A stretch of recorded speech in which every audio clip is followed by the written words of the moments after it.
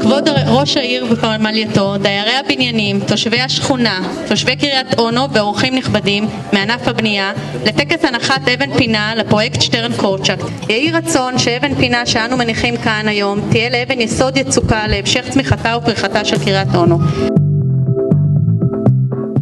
לסגני ראשי הערים, סגני ראש העיר, רון מלכה, ממלא מקום ראש העיר ואחראי על תיק החינוך, נפתלי כהן, סגן ראש העיר, עמי כחלון, משנה לראש העיר ואחראי על התחדשות עירונית, אנדה בר,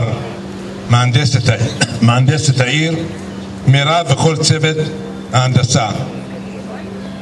חברים, הניסיון שלנו, לפחות של היזמים, לנסות משהו חדש ולא שגרתי בנושא של התחדשות עירונית. ניסיון של לנסות ליצור קשר הדוק בין הדיירים לבין העירייה לבין היזמים.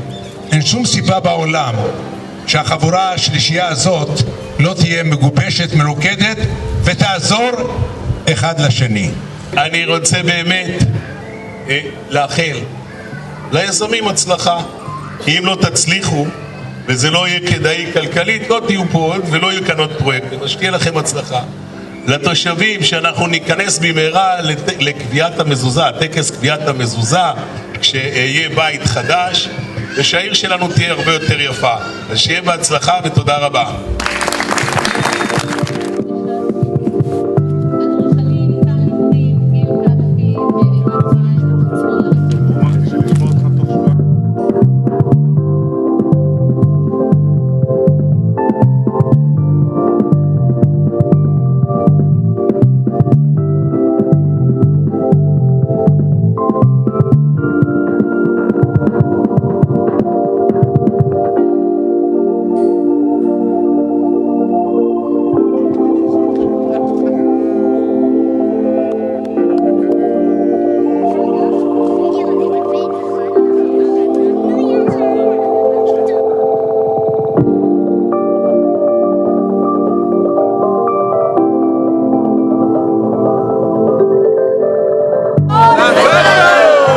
בהצלחה.